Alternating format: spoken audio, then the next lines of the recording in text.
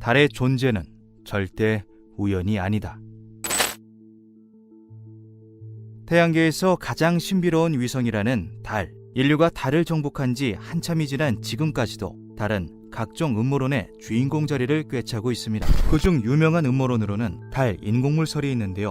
달 자체 혹은 달의 일부가 고대 문명에 의해 지어진 인공물이라는 음모론이죠. 놀랍게도 그 얘기를 뒷받침해줄 수 있는 미스터리한 물체가 발견되어 논란이 된 적이 있습니다.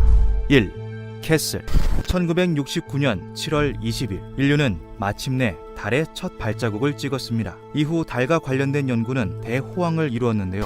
리차드 호글랜드는 나사의 전직 고문관으로 달에서 발견된 인공물 추정 물체 분석으로 큰 명성을 얻었습니다. 그는 보다 더 객관적이고 체계적인 연구를 진행하고자 나사의 전직 과학자들과 사설 연구 그룹을 만들었는데요. 그들은 엔터프라이즈 미션이라는 명칭하에 4년간 나사와 구소련의 공식 우주 탐사 사진, 필름 등을 분석하고 조사했습니다. 그러던 1996년 3월 21일 호글랜드는 달에 고대에 지어진 인공물이 존재한다는 충격적인 내용의 기자회견을 엽니다. 호글랜드는 미 정부의 아폴로 계획 자체가 달에 존재하는 인공물에 대한 분석이 목적이었으며 그로 인해 많은 사실들이 드러났지만 대중들이 큰 충격을 받을 것을 우려해 정부 측이 은폐한다고 주장하였는데요. 그렇게 공개한 사진 중 하나가 바로 캐슬이었습니다. 해당 사진은 아폴로 임무 기간 중 촬영된 수천 장의 사진 중 2장의 사진에서 각기 다른 모습으로 관측되었다고 하는데요. 그 높이는 무려 16km에 달하며 유리류의 재질로 되어 있는 것으로 추정된다고 밝혔습니다. 비슷한 각도에서 촬영된 두 사진은 확대한 탓에 그 화질이나 정확도면은 많이 떨어지지만 얼핏 보아도 성의 형태를 가졌다는 것을 알 수 있죠. 지지대부터 여러 개의 기둥, 높게 솟아있는 첨탑까지 마치 디즈니 성의 모양과 유사한 캐슬은 굉장히 규칙적이고 기하학적인 구조로 이루어졌을 거라고 분석되며 전체적으로 심하게 손상되어 있을 가능성이 크다고 하는데요. 호글랜드는 물체가 인공물일 가능성이 높아 보이는 것은 큰 발견이나 폐허일 가능성 또한 높은 것에 대해서는 아쉽다는 의견을 밝혔습니다. 폐허라면 그 안에 생물체가 살 확률은 극히 낮기 때문이죠. 달에서 발견된 높이 16km의 성, 그 정체는 대체 무엇일까요? 2. 샤드.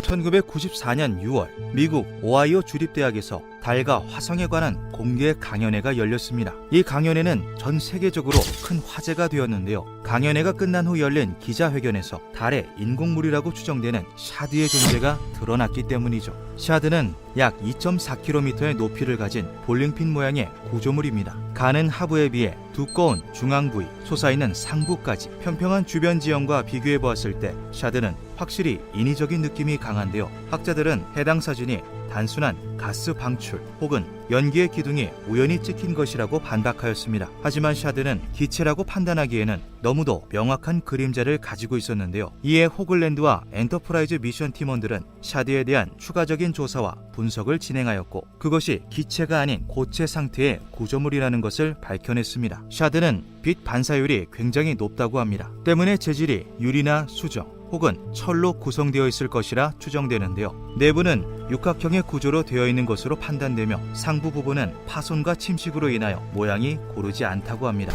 달 표면에 위치한 거대한 탑 샤드. 머나먼 과거 달에 거주하던 고등 생명체에 의해 지어진 인공물일까요? 3. 피라미드. 2020년 11월 외계 생물체 연구자이자 유명한 음모론자인 스콧 워링은 달 표면에서 피라미드와 같은 구조물을 발견했다고 주장했습니다. 그는 자신의 웹사이트인 UFO 사이팅 데일리를 통해 나사의 달 정찰 궤도선 카메라 LR-50로 촬영한 이미지 중 일부를 공개하였는데요. 해당 구조물은 약 1km 정도의 지름을 가졌으며 이집트에 위치한 삼각뿔 형태의 피라미드와 매우 유사한 모양새를 가지고 있었습니다. 스콧은 구조물에 부서져 있는 면이 일종의 입구로 작용했을 것이라는 의견 또한 밝혔죠. 이에 대해 나사는 해당 물체가 달 표면에 실제로 존재하는 것은 사실이나 인공물이 아닌 자연적인 퇴적물이라고 보도했습니다. 하지만 최근 놀라운 사실이 하나 더 밝혀집니다. 아르헨티나의 천문학자인 마르셀로 이라수스타는 달의 위성 사진을 볼 수 있는 구글문을 통해 달 표면을 관찰하던 중 특정 지점에서 정체불명의 구조물을 하나 발견합니다. 200m 정도의 높이로 우뚝 솟은 해당 물체의 모습은 피라미드와 상당히 유사해 보였는데요. 마르셀로는 구조물이 발견된 인근 주변 지형이 평탄하며 산맥도 존재하지 않는 것으로 보아 해당 물체가 인공 구조물일 가능성이 있다는 있다는 가설을 제시하였습니다. 세간에서는 구글문 프로그램에서 발생한 일종의 렌더링 오류가 아니냐는 해석이 있기도 했는데요. 이에 대해 나사와 구글 측은 별다른 입장을 발표하지 않았습니다. 해당 피라미드는 표시한 좌표에서 지금도 확인할 수 있는데요. 달에 존재하는 정체불명의 삼각 구조물, 지구에 존재하는 것과 같은 피라미드일까요? 기묘한 밤이었습니다.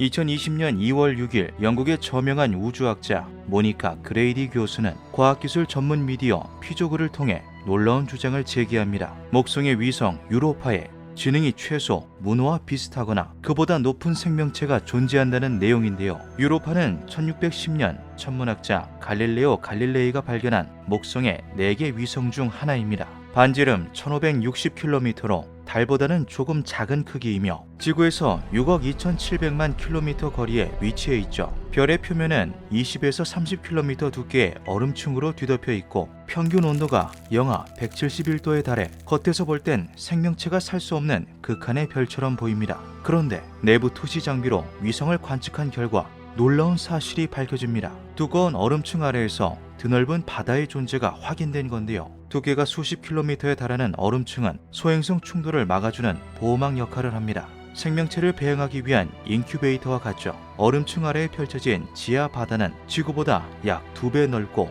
10배 깊습니다. 수온은 섭씨 0도 안팎으로 북극 해저와 비슷하거나 좀 더 따뜻하며 성분 역시 지구와 비슷합니다. 우린 이 바다에 생명체가 있다고 확신하고 있습니다. 사실 유로파의 외계 생명체 존재 가능성은 과학계의 오랜 논쟁거리 중 하나였습니다. 1990년대 후반부터 수많은 연구조사가 진행됐고 그때마다 생명체 출현에 적합한 환경임을 뒷받침하는 증거가 발견됐는데요.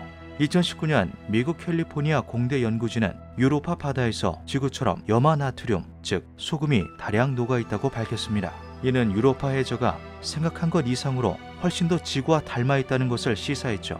2021년 미 항공우주국 나사는 유로파 해저에서 화산 활동이 관찰되었으며 심해의 생명체들이 화학에너지를 받아 생명 활동을 할 가능성이 높다고 발표하기도 했는데요. 이 외에도 여러 연구자료들이 유로파 얼음층 및 심해 속에 생명계가 형성되었을 가능성을 암시하고 있습니다. 나사에서 발사한 우주 탐사선 파이오니어 10호와 11호, 갈릴레오 호 등이 지금까지 수집한 데이터를 종합하면 유로파의 이미지를 그려볼 수 있는데요. 유로파의 표면은 매끈한 얼음층으로 뒤덮여 있으며 돔 모양의 봉우리나 구덩이를 관찰할 수 있습니다. 표면 위로 이따금씩 에베레스트 산의 20배가량 높이인 200km의 물기둥이 뿜어져 나오기도 하죠. 얼음층을 뚫고 아래로 들어가면 수심 100km의 새까만 심해가 끝도 없이 이어지는데요. 지구에서 가장 깊은 바다인 마리아나 해구의 수심이 11km인 걸 감안하면 그 아득한 깊이를 가늠해 볼 수 있습니다. 두꺼운 얼음으로 둘러싸인 유로파 지하 바다에는 햇빛이 들지 않습니다. 광합성을 기초로 한 일반적인 생태계는 형성될 수 없다는 의미인데요. 그렇다고 생명체가 살 수 없다는 뜻은 아닙니다. 지구에도 광합성을 하지 않고 평생을 심해에서 살아가는 생명체는 많으니까요. 과학계는 열수 분출구가 태양의 역할을 대신해 생명체가 번식할 수 있는 환경을 조성할 것이라고 추정합니다. 열수 분출구는 마그마로 뜨겁게 데워진 바닷물이 솟구치는 지점을 말하는데요. 지구의 심해에 이런 분화구를 중심으로 수종 생태계가 형성되어 있는 것처럼 유로파 바다도 열수 분출구의 열기와 화학물질을 이용해 번식하는 미생물이 있고 이것을 먹이로 하는 상위 생물들이 복잡한 생태계를 이루고 있을 것으로 추정되고 있습니다. 현재로서는 생물의 종이 얼마나 될지, 크기는 얼마나 클지 아무것도 확신할 수 없다고 합니다. 하지만 바다가 생명체 탄생과 진화에 유리한 조건이라는 것만큼은 분명한 사실입니다. 그레이디 교수를 비롯한 수많은 과학자가 최소 문어의 지능 수준을 가진 생명체가 있을 것이라고 확신하는 이유도 바로 이 때문이죠. 참고로 문어의 지능은 생각 이상으로 굉장히 높습니다. 척추 동물 중 가장 지능적인 것이 사람이라면 무척추 동물 중에서는 문어라는 말이 있을 정도인데요. 사람으로 치면 4살에서 5살 정도의 지능으로 유전자 개수 자체는 사람보다도 많다고 하죠. 이로 인해 학자들은 인류의 멸망 이후 진화하여 지구를 다스릴 동물로 문어를 꼽기도 합니다. 태양계에서 지구 다음으로 생명체 생존 가능성이 높은 위성 유로파, 상상력을 자극하는 환경 때문인지 SF 소설이나 영화의 배경이 되기도 하는데요. 2013년 개봉한 유로파 리포트도 그중 하나입니다. 영화는 유로파에 생명체가 있다는 것을 증명하기 위해 투입된 탐사대가 얼음층을 뚫고 심해를 탐사하는 중 정체불명의 괴생명체와 조우하는 과정을 페이크 다큐멘터리 형식으로 담고 있습니다. 눈에 띄는 점은 탐사선 발사부터 위성 탐사까지 과정이 무척 사실적이라는 건데요. 이는 그레이드 교수가 영화 제작 및 자문을 맡았기 때문이죠. 나는 지금까지 발견된 모든 자료와 연구들을 토대로 유로파의 풍경을 재현했습니다. 우리는 지금이 영화의 장르를 SF로 구분하지만 머지않아 픽션이 아닌 현실이 될 겁니다. 그의 주장대로 육지가 없고 바다로만 이루어진 행성의 생명체라면 수중 생활에 최적화된 형태로 진화했을 가능성이 높습니다. 폐가 아닌 아가미로 호흡하고 손가락과 발가락 대신 지느러미가 발달하였으며 문어나 고래와 같은 해양 생물에 가까운 모습일 텐데요. 미국의 사이언스 픽션 작가들은 오래전부터 유로파에 사는 지적 생명체를 유로파인이라고 명명하며 그들이 어느 정도의 지적 수준에 도달했고 어떻게 수중 문명을 이루었는지에 대하여 저서를 통한 예측을 내놓기도 했습니다. 그중 레리 니븐과 에드워드 러너가 2007년 출간한 세계 선단속 내용이 인상적인데요. 소설 배경은 거대 가스 행성을 도는 위성으로 대기는 없지만 얼음으로 덮인 표면 아래 거대한 대양이 존재합니다. 설정 자체가 유로파와 똑같죠. 이 위성에는 물속에서 진화한 지적 생명체들이 존재하며 그들은 수백 년에 걸쳐 지상에서 호흡할 수 있는 특수 보호복을 발명한 뒤 얼음을 뚫고 진공 세계로 올라와 얼음과 돌로 구조물을 세우고 결국에는 지상 문명까지 이룩합니다. 어쩌면 먼 미래에 얼음을 뚫고 올라온 유로파인을 관찰하게 될 날이 올 수도 있지 않을까요? 기술 발달에 힘입어 유로파 생명체의 존재를 눈으로 확인할 날이 실제로 다가오고 있습니다. 미 항공우주국 나사와 일론 머스크가 이끄는 우주 탐사 기업 스페이스X가 공동으로 추진하는 유로파 클리퍼 탐사 프로젝트에 시동이 걸린 건데요. 연구팀은 길이 12cm 내외의 소형 탐사 로봇 크라이오봇을 최대한 많이 탐사선에 싣고가 마치 개미떼가 빵 한 덩어리를 파고 들어가듯 얼음층을 뚫는다는 조사 계획을 세우고 있습니다. 계획대로 진행된다면 탐사선은 2024년 10월 지구에서 출발해 2030년 4월에 목성 궤도에 도착하며 4년 동안 유로파에 대해 심도 있는 연구를 진행할 예정이라고 하죠. 본격적인 탐사가 시작되는 날 유로파 심해에서는 과연 무엇이 발견될까요? 유로파도 지구처럼 수십억 년 이상의 역사를 지니고 있다. 이는 복잡한 유기물이 고등 생명체로 진화하기에 충분한 시간이다. 인류가 그랬듯 유로파에도 진화의 기회를 얻은 종이 있을 것이다. 기묘한 밤이었습니다.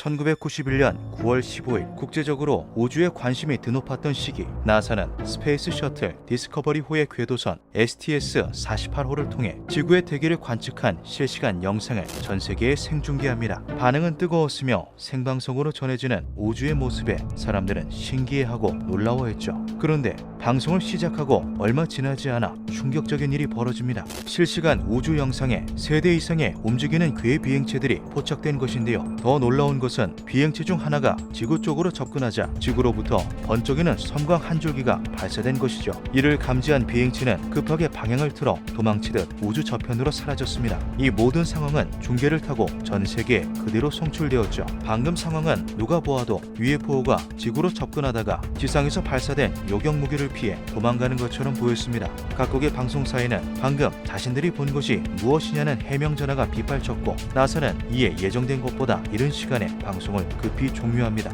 하지만 인터넷을 타고 영상의 녹화본이 퍼져나가며 논란은 더 가중되는데요. 설상가상으로 나사 측이 해당 송출본을 비공개로 전환하면서 영상에 대한 정확한 답변을 달라는 목소리는 점점 커졌죠. 결국 나사는 이에 대한 공식 성명을 발표합니다. 지난날 STS-48호를 통해 송출된 방송에서 보인 것은 단순한 얼음 결정입니다. 우주 공간에 무수히 흩어져 있는 미세한 얼음 알갱이가 마치 인공적인 비행체처럼 보인 작시일 뿐입니다. 나사의 발표 직후 각국 학자들의 반박이 이어졌습니다. 나사가 보다 명확하고 납득이 가능한 설명을 해줄 것이라 기대했던 교수와 박사들이 나사 측의 얼음 알갱이가 말이 되지 않는다라고 주장한 것인데요. 물체는 우주 위를 날다가 자체적인 가속을 하여 지구의 대기강 위로 이동했다. 따라서 영상에 찍힌 것은 얼음 알갱이가 아닌 지성체의 탑승에 유효한 우주선이었을 가능성이 높다. 물리학자이자 내부를 네브라스카 대학교의 명예 교수인 잭 캐셔 박사는 이것이 절대 얼음 알갱이가 될 수 없는 이유로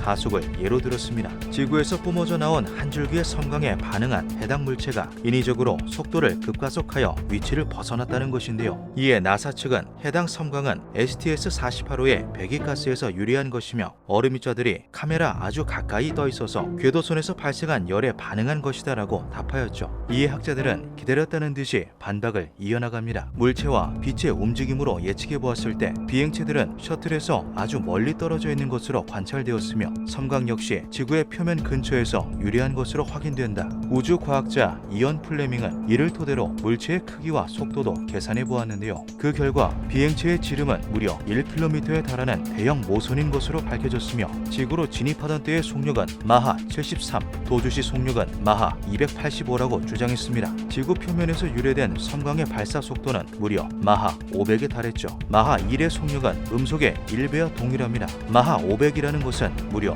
음속의 500배에 달하는 어마어마한 속력이라고 볼 수 있는데요. 논란은 가라앉을 기미를 보이지 않았고 이에 위스콘신 대학교의 위생물학 연구팀은 전문 장비를 이용하여 해당 영상을 더 면밀히 살펴보기로 합니다. 그들은 각 비디오의 프레임별로 픽셀 단위까지 분해하여 물체를 디테일하게 추적하였죠. 물체는 급선회하기 전 찰나의 순간 정지했다. 로켓의 배기가스로 인해 얼음 입자가 반응한 것이라면 그러한 물리학적 정지 상태는 납득하기 어렵다. 해당 물체는 정말 인공적인 비행 물체였던 걸까요? 미국의 SF 작가 리차드 호글랜드는 지구 표면에서 발사된 섬광이 미국의 1급 기밀무기 프로젝트인 레일건 혹은 플라즈마 빔이라고 말하였습니다. 우주에서도 관측이 될 정도로 밝은 빛을 내뿜으며 대기권 바깥까지 발사되는 무기는 일반적인 무기가 될 수 없으며 일종의 레이저 기술을 이용한 신기술이라고 주장하였죠. 지구에게 접근하는 UFO를 쫓아내기 위해 비밀 기지에서 발사한 플라즈마 빔. 작가의 상상을 살짝 덧댄 이 주장은 뜨거운 반응을 일으켰고 사람들은 그 플라즈마 빔이 발사된 곳을 찾기에 이릅니다. 학자들도 이에 합세해 위치를 추려보았는데요. 그 결과 레이저가 발사된 곳으로 예측된 곳은 호주 중부 사막지대에 위치한 1급 기밀시설 파인갭으로 추정되었죠. 파인갭은 미국의 첩보 자산을 관리하는 군사시설로 미국 측의 주도하에 호주의 정보기관들과 합동하여 운영하는 기지입니다. 1960년대 말 설립된 파인갭은 운영을 시작한 이래로 현재까지 각종 괴담과 음모론의 온상이 되었는데요. 1989년 12월 22일 새벽 야간 일과를 마치고 돌아오던 지역 사냥꾼들이 파인갭 시설 인근에서 굉음과 거대한 회색 비행체를 목격한 것을 시작으로 파인갭 주변에서는 기이한 목격담들이 끊임없이 이어졌죠. 숨겨진 문으로 들어가는 요원들을 보았다. 이상한 불빛과 에너지 빔을 목격했다. UFO로 보이는 정체불명의 비행체들이 상공을 떠다녔다 등 기이한 제보와 신고가 꾸준히 접수된 곳이었습니다. 그러던 와중 STS-48호의 UFO 플라즈마 빔 격추 시도 사건과 엮이게 된 것이죠. 이에 많은 사람들이 파인갭 기지와 양국 정부의 해명을 요구하였습니다.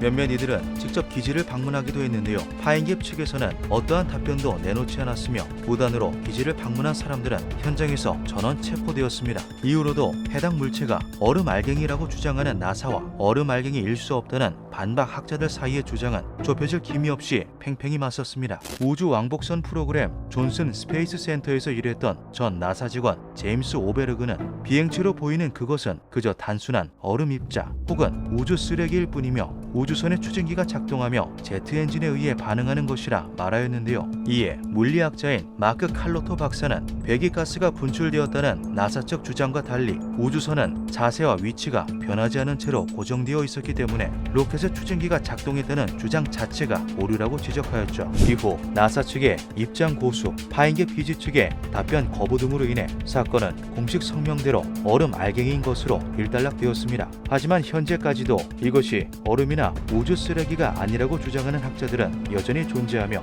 신비주의자와 음모론자들도 아직 알아서는 안 되는 기밀 요소들이 여럿 포함된 사건이라 공식적인 해명을 늦추거나 감추는 것이라 말하고 있죠. 과연 그날 카메라에 잡힌 것은 지구를 방문하려 했던 거대한 우주 모선이었을까요? 아니면 그저 렌즈 앞에 떠다니던 작은 얼음 알갱이였을까요? 지구에서 쏘았던 플라즈마 빔은 파인갭 기지에서 비밀리에 개발하던 우주 전쟁용 신무기였을까요? 내가 확실하게 말할 수 있는 것은 우리가 외계와 접촉하고 있다는 실질적 증거가 매우 풍부하다는 것이다. 그들은 아주 오래전부터 우리들을 찾아왔다. 기묘한 밤이었습니다. 기억하라. 소행성 충돌로 인한 지구 멸망은 SF 소설 속 이야기가 아니다. 당장 눈앞에 닥친 현실적이고 시급한 문제다. 인류는 30년 내에 지구를 떠나야 할지도 모른다. 2018년 3월 14일 타계한 세계적인 천체 물리학자 스티븐 호킹. 그는 죽기 전에 여러 차례 지구를 멸망시킬 수 있는 위험 요소로 소행성 충돌을 지목했습니다. 그 혼자만이 아니라 저명한 지구화학자 루엔 베커 역시 소행성 충돌 위험을 알리고 이에 대한 대응 노력을 국제사회에 요청하기 위해 관련 연구를 이어왔는데요. 사람이 작은 총알을 맞고 죽듯 지구도 소행성 하나로 한순간에 멸망할 수 있다. 수 킬로미터 크기만 되어도 지구에게는 절대적인 위협이며 지상에 충돌하지 않은 경우에도 막대한 피해를 발생시킬 수 있다. 2013년 러시아 첼리아빈스크 상공에서 지름 18m의 소행성이 폭발해 1,500명이 다쳤고 1908년 시베리아 퉁구스카강 상공에서 소행성이 폭발해 서울시 면적 3배에 이르는 지역이 불바다가 되었다. 소행성 충돌의 위험을 실감하고 나면 밤하늘이 더 이상 낭만적으로 보이지 않을 것이다.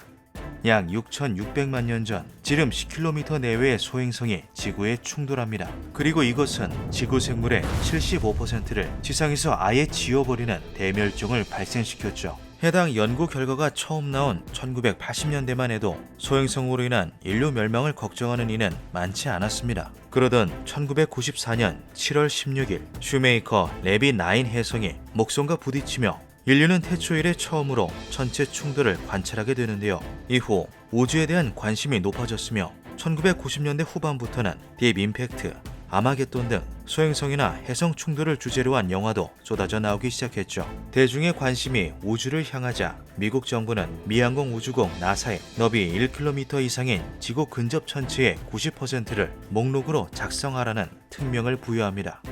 태양계에는 100만 개 이상의 소행성이 존재하며 이 가운데 지구와 가까운 지구 근접체로 분류된 천체는 2만 개 이상이다. 이 중 지구의 750만 킬로미터 이내로 접근하는 지름 140m 이상의 잠재적 위협 소행성은 따로 리스트를 만들어 분류하고 예의주시하고 있다. 약 2246개의 소행성이 이에 해당하며 이 중 크기가 1km 이상인 것은 160개에 달한다.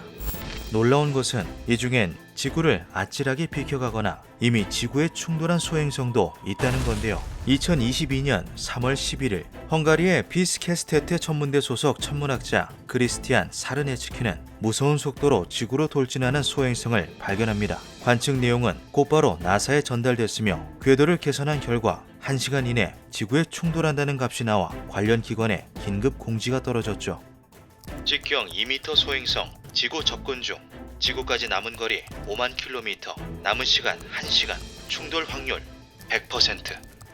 다행히 초소형 사이즈의 소행성 2022 이비오는 지구 대기권에 진입함과 동시에 상공에서 불타 사라집니다. 지상에 피해를 입힐 만한 불꽃이나 소음도 관측되지 않았죠. 그로부터 2주 뒤 3월 25일에는 비슷한 크기의 또 다른 소행성이 지구와 간발의 차로 스쳐 지나갔습니다.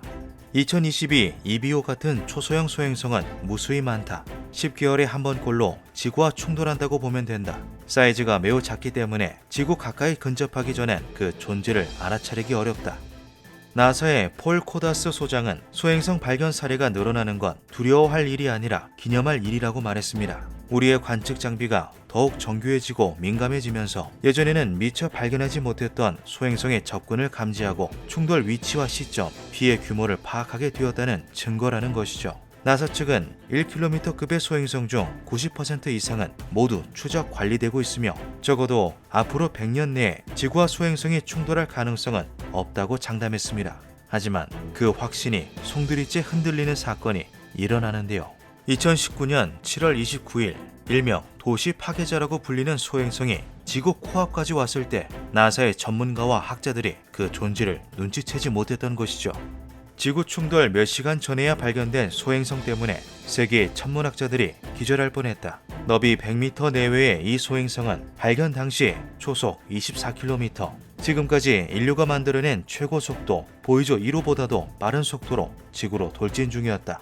나사가 소행성을 발견하고 궤도 계산에 들어갈 때 소행성은 이미 아슬아슬한 거리에서 지구를 스쳐 지나가고 있었습니다. 아무도 모르는 사이 인류에게 대위기가 닥칠 뻔한 것이죠. 발견이 늦었던 이유에 대해 전문가들은 소행성이 태양 쪽에서 접근해 반사된 태양광으로 인해 관측이 불가능했다고 설명했는데요.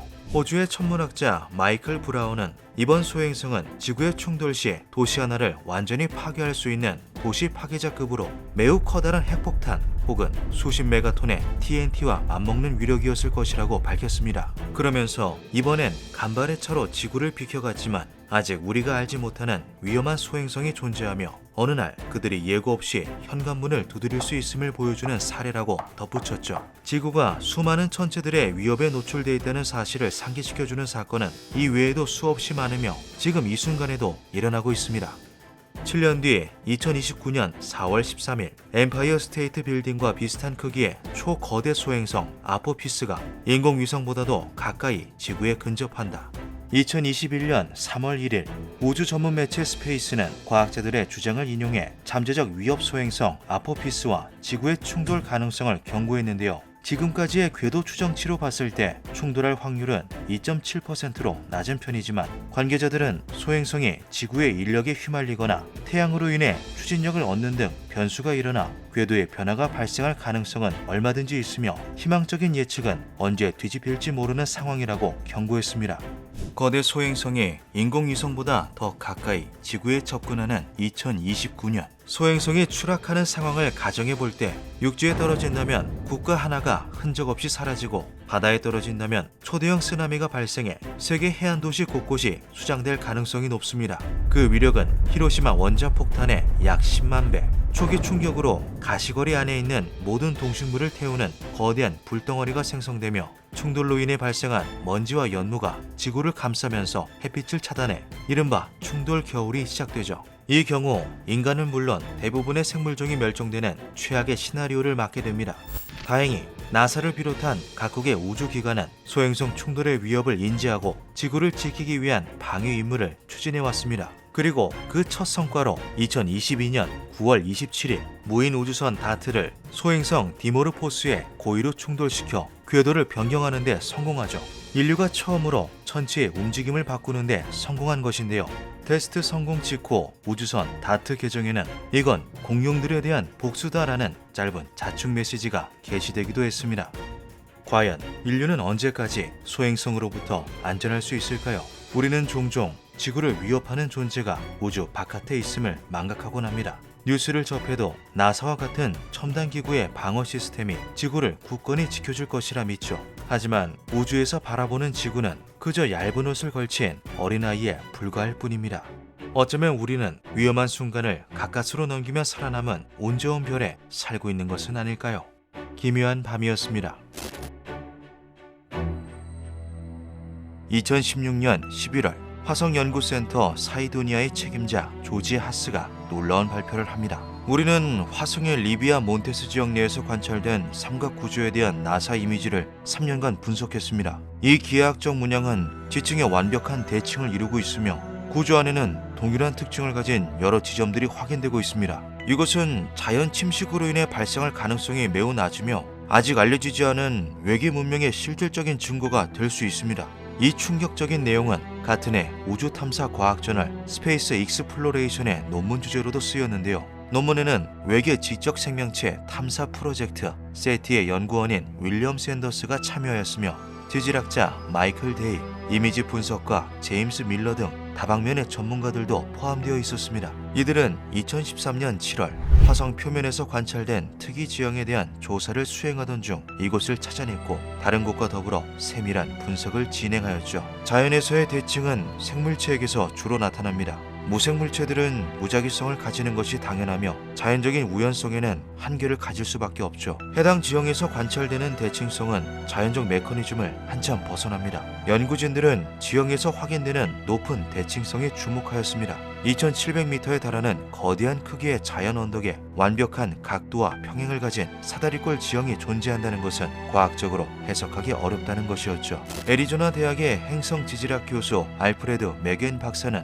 이것이 수십억 년에 걸친 자연 침식의 일환일 수도 있다고 말하였습니다. 하지만 해당 지형에서 관찰되는 도움이 어떤 원인으로 형성되었는지에 대한 유추와 증거는 찾을 수 없다고 덧붙였는데요. 이것이 만들어지는 과정에서 자연 침식도 분명한 요소를 제공하기는 했지만 베이스가 되는 최초 원인에는 인공적인 구조물이 존재하였을 수도 있다는 것이었죠. 연구진은 지형이 마치 열쇠 구멍처럼 보인다는 것에도 주목하였습니다. 놀랍게도 이러한 형태를 가진 유적들은 지구상에도 굉장히 많이 존재하고 있는데요. 머나먼 고대로부터 시작된 이 특이한 건축 양식은 주로 고분과 같은 무덤에 쓰였으며 동서양을 막론하고 아주 오래된 역사를 가지고 있는 것이 공통된 특징입니다. 그중 일본에 위치해 있는 고대 무덤들은 화성에서 관찰된 지형과 실제로도 매우 비슷한 모습을 하고 있었는데요. 일본은 3세기 말부터 5세기 정도까지 거대한 고분들이 집중적으로 제작되어 그 당시를 두고 고분 시대라 말하기도 합니다. 이상한 것은 해당 시기의 문헌 자료가 타 시기에 비해 터무니없이 적다는 것인데요. 약 150년 정도의 역사가 허공으로 붕 뜬 것처럼 비어있다고 하죠. 숨기고 감추어야 할 후대에 알려서는 안 되는 비밀이라도 있었던 걸까요? 서기 400년경 일본에서 축조된 이 고분은 화성에서 발견된 지형과 굉장히 유사한 모양과 특징을 보이고 있습니다. 사다리꼴의 평행한 몸체부터 둥근 언덕 모양의 머리까지 동일한 문명을 공유하는 이들의 유적으로 보아도 무방할 정도인데요. 둘의 가장 큰 차이점이라면 하나는 지구에, 하나는 화성에 있다는 사실이죠. 대부분의 학자들은 이러한 유사성에 대하여 그저 우연이라고 말하지만 몇몇 이들은 그 안에 고대 일본의 잃어버린 150년 역사가 들어있을 수도 있다고 말하기도 합니다. 같은 시기에 제작된 무덤 중 가장 크고 거대한 일본의 다이센능 고분은 쿠프왕 피라미드, 진시황릉과 더불어 3대 묘지라고 부르기도 하는데요. 기원전 5세기경에 지어졌다는 것 말고는 이렇다 할 정보나 기록을 찾아볼 수가 없습니다. 이것은 해당 고분들의 공통된 특징이기도 합니다. 이것이 왜 이러한 모양으로 지어졌는지, 어째서 동서양을 아우르며 공통된 특징을 가지는 것인지 등 풀리지 않는 수수께끼가 가득하죠. 가장 커다란 비밀을 가지고 있을 것이라 예상되는 다이센능 고분은 일본 정부 측에서 발굴과 조사를 금하였기에 추가적인 연구도 불가능한 상황입니다. 다이센능 고분은 당시의 고대 기술력을 토대로 하루 2,000명의 인원을 동원해도 16년에 달하는 공사기간이 걸릴 것으로 추정된다. 하지만 고대인들이 무슨 이유로 그렇게 공을 들였는지는 아직 밝혀지지 않고 있다. 과연 이것은 무엇을 형상화한 것이며 이 안에는 무엇이 들어있는가? 그리고 가장 근본적으로 이것은 대체 누구의 무덤인가? 혹자는 이것이 우주로부터의 방문자들을 위한 일종의 좌표일 수 있다고 말하기도 했습니다. 위에서도 잘 보일 수 있게 그들만의 거대한 표식을 남겨놓았다는 건데요. 신비주의자들은 이러한 고분들에 대하여 오래전 화성 문명을 일으켰던 외계 존재가 화성에서의 몰락을 겪고 난 후 지구로 이주한 흔적이라고 말하기도 하였죠. 과학 저널인 리모트 센싱에서 발표한 자료에 의하면 일본 고분 유적들의 모양과 방향은 실제 태양과 달이 뜨는 위치, 지는 위치와 깊은 연관을 가진 것으로 추정된다고 합니다. 이것이 사실이라면 당시 고대인들은 고분을 지으며 하늘을 관찰하고 관측했다는 의미가 되는데요. 화성에서 발견된 지형과 일본의 고분 사이의 상관관계는 아직 밝혀진 바가 없습니다. 어쩌면 이들은 먼 옛날부터 이어져 온 고대의 비밀을 공유하고 있는 것은 아닐까요? 기묘한 밤이었습니다. 2017년 10월 19일 하와이의 할레아칼라 천문대, 캐나다의 물리학자 로버트 베릭은 판스타스 망원경을 사용해 우주를 살펴보던 중이었습니다. 판스타스 망원경은 지구와 충돌 위험이 있는 소행성을 관찰, 추적하기 위해 만든 것으로 지구에 있는 전체 망원경 중 가장 높은 화질을 보유하고 있죠. 베릭은 새까만 우주 공간에서 무언가 이상한 것을 하나 포착합니다. 그것은 다름 아닌 혜성이었는데요. 베릭이 이를 이상하게 여긴 것은 혜성의 속도 때문이었습니다. 그것은 태양 중력의 영향을 받는다고 보기에는 너무나도 빨랐죠. 일반적인 혜성은 초속 20km 정도의 속도를 내지만 그것은 4배가 넘는 초속 87km에 달하는 속도로 질주하고 있었습니다. 우주 공간을 초고속으로 비행하는 그 혜성은 모양 또한 괴상하였는데요. 혜성이나 소행성은 그 외형이 불규칙하기는 해도 가로 세로의 비율이 1:3을 넘지 않은 것이 일반적입니다. 하지만 이 정체불명의 천체는 가로 세로 비율이 최소 10:1, 최대 30:1은 마치 길다란 시가를 연상케 하는 극단적인 모양을 하고 있었죠. 이제껏 태양계에서 단 한 번도 관찰되지 않은 기이한 형태와 속도를 가진 혜성. 뒤이어 진행된 조사에서 밝혀진 것은 이것이 태양계 밖 외계에서 유래된 천체, 즉 성간 천체라는 사실이었습니다. 학계는 충격에 휩싸였습니다. 태양계 너머에서 날아온 외계 행성. 이것은 인류의 천문학 역사를 통틀어 단 한 번도 사례가 관찰되지 않은 이례적인 사건이었습니다. 전체는 하와이어로 먼 곳에서 온 메신저를 뜻하는 오umu아무아라고 불리기 시작했죠. 지구에서 25광년 떨어진 베가성 방향에서 날아온 오umu아무아는 2017년 9월 6일 태양계로 들어온 것으로 확인되었습니다. 이후 10월 7일 지구 궤도면을 통과하였고 떠나가는 천체의 모습을 하와이의 천문대에서 우연히 관찰하였던 것이죠. 학자들은 천체의 길이가 최소 100m, 최대 800m에 달할 수 있다고 밝혔는데요. 이상한 것은 오umu아무아가 일반적인 소행성에 비해 10배나 강한 반사율을 지녔다는 사실이었습니다. 표면에 반사되는 태양빛의 양으로 추정하였을 때 마치 반짝이는 금속을 연상시킬 정도였죠. 전 세계의 과학자들은 모두 의아해하였습니다. 오umu아무아가 자연적으로 발생한 해성이나 소행성이라면 어째서 자연적이지 않은 특성들을 가지고 있는 걸까라는 근본적인 물음이었는데요. 이에 몇몇 학자들은 이것이 인공물일 수도 있다는 가설을 제시합니다. 이것은 오umu아무아가 자연에서 기인한 행성 따위가 아닌 외계 문명의 산물이라는 충격적인 가능성을 의미했죠. 하지만 주류학계는 이를 부정하였습니다. 매우 희귀하고 특이한 사례이기는 해도 자연적으로 발생할 수 있는 천체라는 것이었는데요. 하지만 뒤이어 관찰된 새로운 특이성으로 인해 학계는 또다시 충격에 휩싸이고 맙니다. 지구 궤도를 이탈 후 태양계를 벗어나던 오umu아무아가 예상된 경로가 아닌 다른 경로를 통해 우주를 가로질러 날아간 것인데요. 태양계 내 천체의 궤도나 방향에 대한 예측은 현대의 천문학 기술로 오차 범위 없이 100% 완벽하게 예측이 가능합니다. 그런데 오umu아무아가 이 확실하고 정해진 예상을 뒤엎은 것이죠. 경로의 오차 범위는 일반적인 시각으로 볼 때는 큰 차이가 아닌 것으로 보이지만 우주의 개념으로 본다면 매우 크고 유의미한 차이였습니다. 이런 경우는 대표적으로 딱 한 가지 이유를 예로 들 수 있는데요. 바로 추진력입니다. 오umu아무아가 자체적인 추진력을 발생시켜 예상된 경로를 벗어났다는 추론이었죠.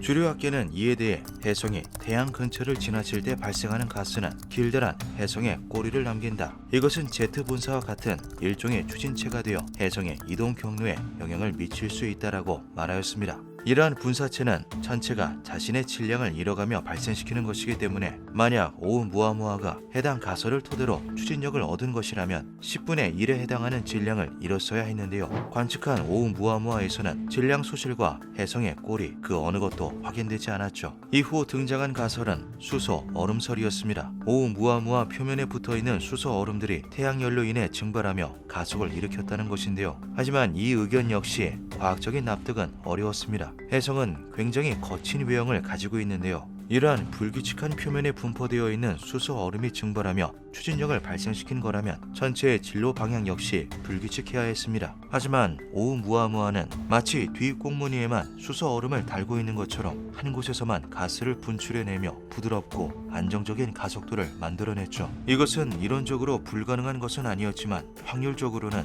제로에 가까웠습니다.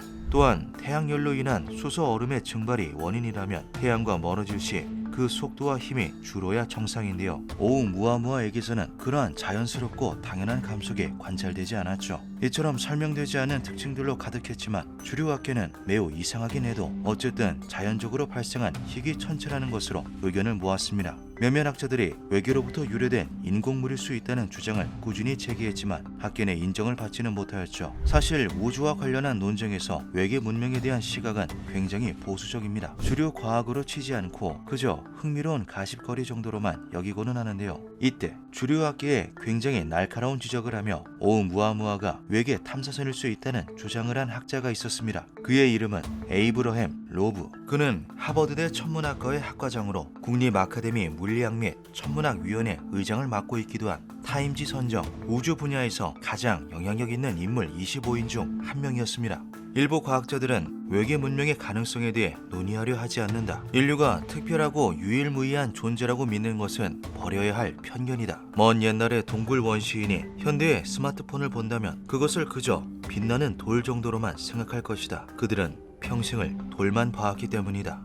로브는 외계 문명을 찾는 프로젝트에 참여할 정도로 외계 존재에 대한 열린 사고방식을 가진 학자였습니다. 로브는 그간 설명되지 않았던 모든 특이성들에 대하여 이것이 외계에서 유래된 인공물이라는 가설 하나만 대입하여도 모두 설명이 가능하다며 외계 탐사선 가설도 배제하지 말고 하나의 가능성으로 보아야 한다고 말했죠. 다음해인 2018년 11월 12일 로브는 미국의 천체 물리학 저널 디 아스트로피지컬에 오umuamua 대한 논문을 게재합니다. 자국에서 가장 영향력 있다고 평가받는 천체학자가 저명한 학술지를 통해 등록한 오umuamua의 외계 탐사선 가능성은 화제와 동시에 큰 논란이 되었습니다. 대중과 언론의 관심 역시 엄청났는데요. 아쉬운 것은 오umuamua를 발견했던 2017년 10월경 천체가 이미 태양계를 빠져나가고 있었고 2달 뒤인 12월에는 관측이 불가능할 정도로 거리가 멀어져 이를 더 이상 조사하고 연구할 수 없었다는 것이죠. 지구에서 오umuamua에 대한 관측을 시작하고 자료를 수집한 것은 판스타스 망원경으로 인한 최초 발견 이후부터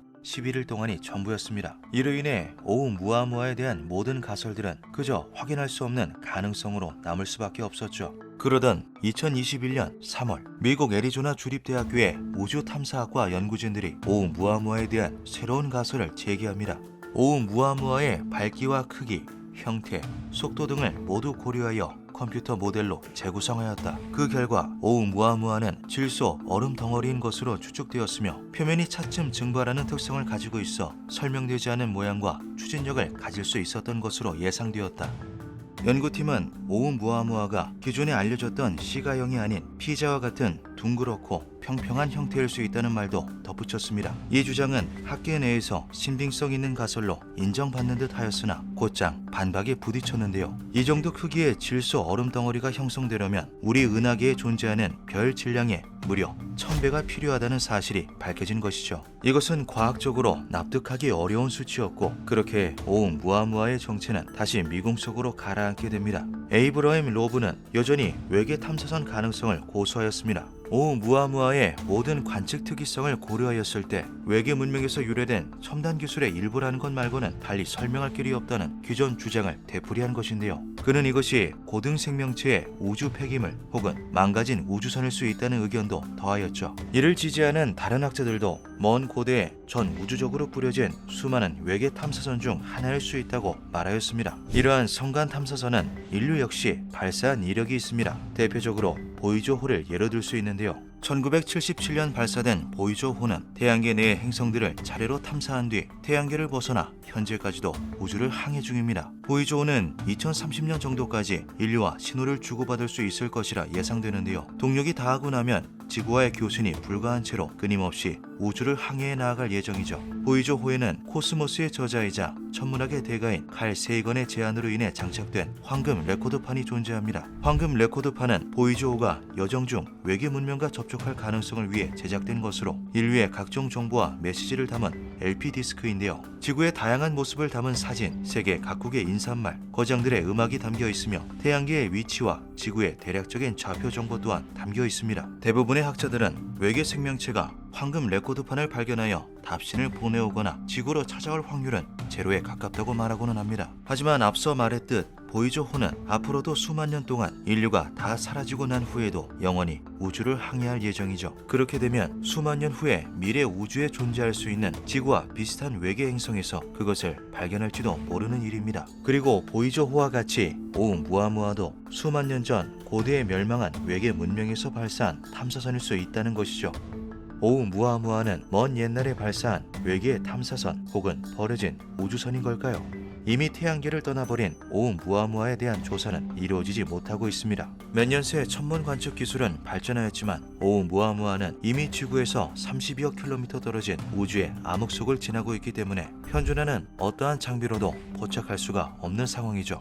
2022년 1월 하버드 대학의 연구팀이 이에 대한 획기적인 제안을 하나 합니다. 일명 리라 프로젝트라 이름 붙은 이것은 소형 위성을 만들어 강력한 레이저 광선을 쏘아 오umuamua가 외계인이 보낸 우주선이 맞는지 확인하자는 것이었는데요. 연구진은 구체적인 설계와 구상을 토대로 당장 개발을 시작할 시 2028년에는 발사가 가능하고 26년 뒤인 2054년에는 오umuamua에게 닿을 것이라고 말하였죠. 프로젝트의 실행에 대한 것은 아직 결정된 사항이 없는 것으로 보이는데요. 과연 인류는 오umuamua의 비밀을 밝혀낼 수 있을까요? 우리의 기존 지식으로 세운 가설들이 특이성을 설명하지 못한다면 사고의 영역을 과감하게 확장할 필요가 있다. 기묘한 밤이었습니다. 2016년 4월 12일 뉴욕에서 열린 과학 페스티벌에 참석한 세계적인 우주론자 스티븐 호킹이 놀라운 프로젝트를 하나 발표합니다. 프로젝트의 이름은 브레이크 스루 스타샷. 이것은 외계 생명체 탐사 작전으로 지구에서 쏘아 올린 우주선을 다른 항성계로 보내 생명체를 찾아 나선다는 아주 도전적이고 획기적인 프로젝트였죠. 스타샷 프로젝트. 스타샷 프로젝트는 러시아의 억만장자 유리 밀러가 제안한 것으로 페이스북의 창업주이자 메타의 CEO인 마크 저커버그, 저명한 물리학자 스티븐 호킹 등이 참가하였습니다. 연구에는 1억 달러의 초기 자금이 투입되었으며 최종 임무 비용까지는 최대 100억 달러가 소요될 것이라고 추정되었죠. 스타샷 프로젝트의 목표는 센터우루스 자리 알파계에 위치한 프록시마 센터우리 B 행성에 도달하는 것입니다. 그 거리는 지구로부터 대략 4광년으로 이것을 킬로미터로 환산하면 무려 40조 킬로미터라는 천문학적인 수치가 나오는데요. 인류 역사상 가장 빠른 유인 우주선이었던 아폴로 10호를 타고 간다면 대략 11만 4천 년이 걸린다는 계산이 나오죠. 이렇다 보니 현대의 최첨단 과학기술을 총동원하여 그 수치가 크게 줄어든다 하여도 인간의 시간 개념으로는 큰 의미가 없었습니다. 프로젝트 팀은 이 문제를 해결하기 위해서 아주 획기적인 방법을 고안했죠. 스타칩.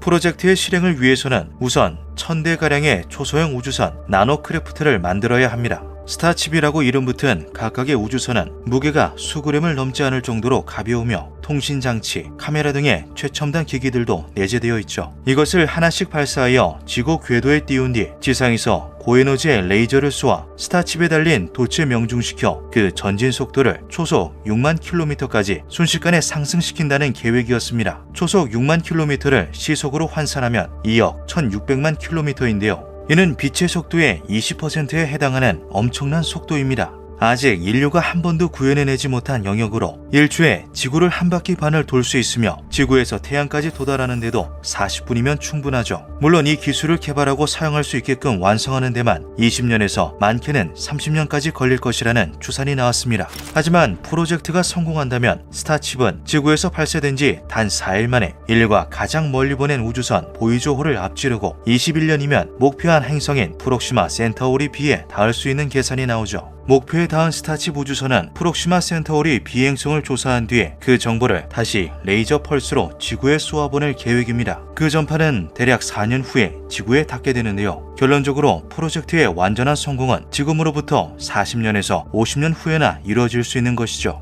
프록시마 센타우리 B.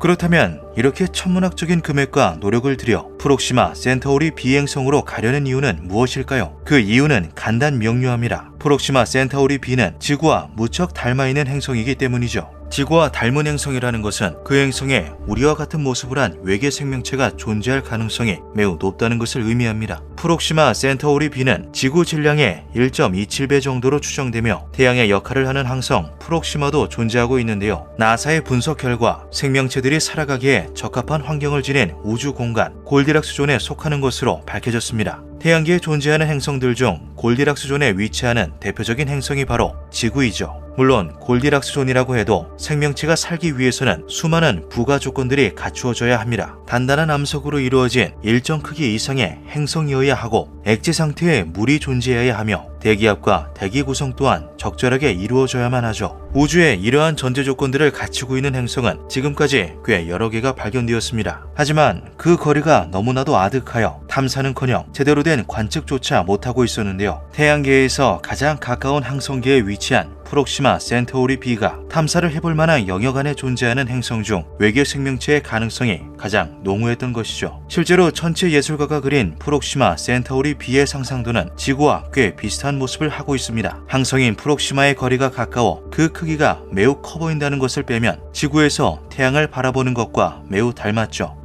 기술적 난제.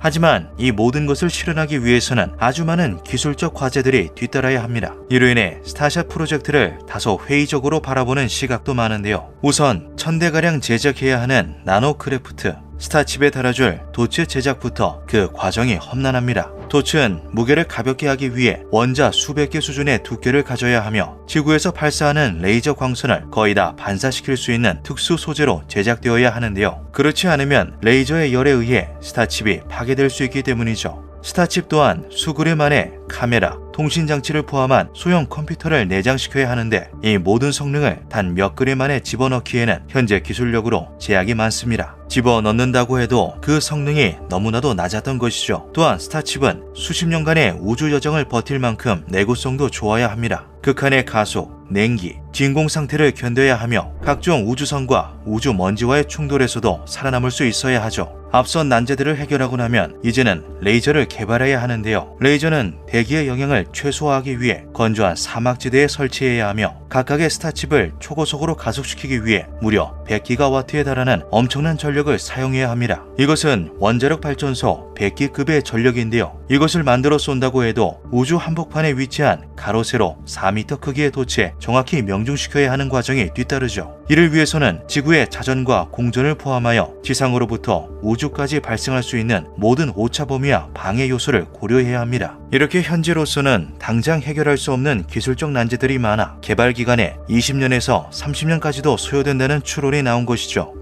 마침표 혹은 시작점.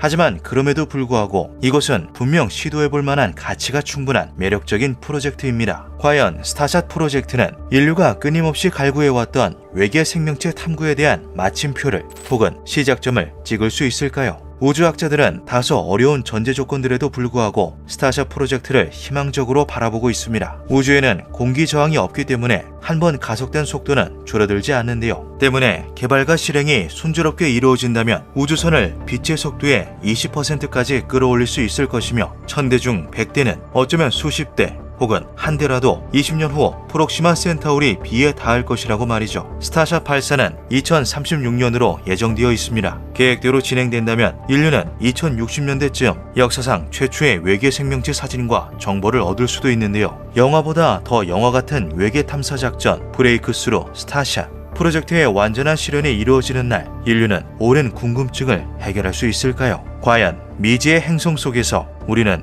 무엇을 찾게 될까요? 기묘한 밤이었습니다. 1969년 7월 16일 13시 32분 플로리다주 케네디 우주센터에서 세턴 5호 로켓이 발사됩니다. 그 안에 탑재되어 있던 것은 아폴로 11호. 인류의 첫 달 탐사 여정은 전 세계 7억 명이 생방송으로 시청하였습니다. 그리고 7월 20일 20시 17분 아폴로 11호는 달에 성공적으로 착륙하며 인류 최초의 우주인 닐 암스트롱, 마이클 콜린스, 버즈 올드린을 탄생시킵니다. 이것은 한 명의 인간에게는 작은 한 걸음이지만 인류에게는 커다란 도약이다. 달 탐사를 마친 3인은 이후 지구 귀환에도 무사히 성공합니다. 이것은 인류의 과학기술이 달에 직접적으로 닿았던 첫 번째 역사였으며 그들은 귀환 즉시 역사의 산 증인이 되어 전 세계적인 영웅으로 자리매김하였죠. 그들은 세계 곳곳을 순회하며 극빈 대우를 받고 넘치는 축전을 전해봤습니다. 이들에게 쏟아진 관심과 찬사는 전 지구적으로 열렬히 이어졌는데요. 어느 나라를 가도 엄청난 인파를 몰고 다녔으며 각국의 대통령들에게서 받은 국가 훈장들은 모아서 찰갑을 만들 정도였죠. 그런데 축하하는 분위기 사이로 이상한 괴담이 하나 퍼집니다. 그것은 바로 인류는 달에 가지 않았다라는 것이었죠. 1957년 10월 4일 소련은 세계 최초의 인공위성 스푸트니크 1호 발사에 성공합니다. 이것은 스푸트니크 쇼크라고 불릴 정도로 미국 전체에 커다란 충격을 안겨주는데요. 이러한 국가 상황은 당시 민주당 상원 원내대표였던 린든 존슨의 발언에서 잘 느낄 수 있죠. 하늘이 아주 낯설어 보인다. 다른 나라가 위대한 우리 미국보다 기술 우위를 점할 줄은 상상도 못했기 때문이다. 괴소문의 큰 틀은 이에 위기의식을 느낀 미국이 급하게 우주선을 개발하다가 실패할 것으로 예상되자 달을 본딴 세트장을 만들어 이것을 실제 우주 탐사처럼 보이게 촬영하였다는 것이었습니다. 당시 미국과 소련의 우주 개발 경쟁이 굉장히 과열되었으며 달에 진입하는 것을 최대 목표로 삼았다는 것은 역사적 사실이기에 이러한 배경을 알고 있는 미 국민들은 소문에 큰 관심을 보였는데요. 가십처럼 시작된 이 소문은 점차 커지더니 구체적인 음모론의 형태를 띠기 시작하죠. 1976년 이것은 급기야 우리는 달에 가지 않았다라는 책으로 출간되기에 이릅니다. 책의 작가는 빌 케이싱. 놀랍게도 그는 아폴로 11호를 탑재했던 로켓 세턴 5호의 엔진을 설계하는 업체 중 하나였던 로켓다인에서 선임 기술자로 일했던 남성이었습니다. 그는 저서를 통해 자신이 품어온 의혹과 증거들을 빼곡히 나열하였고, 나사의 달 탐사 영상은 사실 미국의 기밀기지 51구역에서 촬영된 것이라고 주장합니다. 이것은 곧바로 엄청난 논란이 되는데요. 빌은 이후 방송과 다큐멘터리에 출연하며 자신의 의견을 피력하였고, 이에 비슷한 의문을 가지고 있던 각 분야의 전문가와 기술자들도 동조하는 말을 덧붙였죠. 그들이 주장한 의혹과 증거의 대부분은 당시 방송된 아폴로 11호의 우주 탐사 장면 속에서 찾아볼 수 있었습니다. 진공 상태의 달에서 펄럭이는 성조기, 우주임에도 하나도 찍히지 않은 별, 존재하지 않은 착륙 분화구 등등 갖은 의혹들이 나열되었죠. 이것은 미국을 넘어 전 세계적으로 큰 논란을 불러일으켰습니다. 하지만 빌 케이싱과 음모론자들이 주장한 대부분의 의혹들은 모두 과학적인 설명이 가능한 영역이었습니다. 음모론의 덩치가 걷잡을 수 없이 커지자 대응하지 않던 나사 측도 적극적으로 답변에 나섰는데요. 진공 상태의 우주에서 펄럭이는 성조기는 깃대 모양이 기역자 형태였으며, 설치하는 과정에서 일부 움직인 것에 불과했고, 별이 찍히지 않은 것은 그들이 달에 머물던 때가 낮이었기 때문이었습니다. 착륙 분화구가 남지 않은 건 진공 상태에서는 바람이 일지 않기에 지표면에 열이나 운동에너지가 거의 전해지지 않아 가능한 일이었죠. 하지만 그럼에도 불구하고 달 착륙이 조작이라는 주장은 끊임없이 이어졌는데요. 그러던 중 이상한 소문이 하나 더 퍼집니다.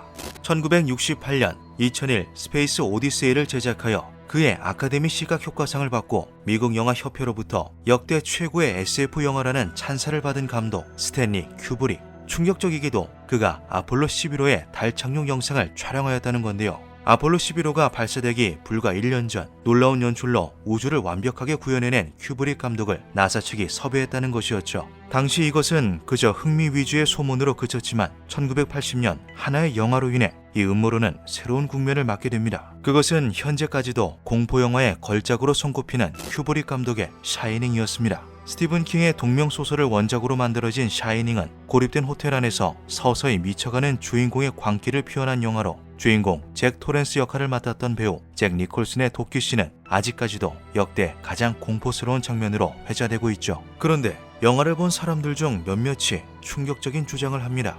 영화 샤이닝은 스탠리 큐브릭이 달 착륙을 촬영했다는 증거이다.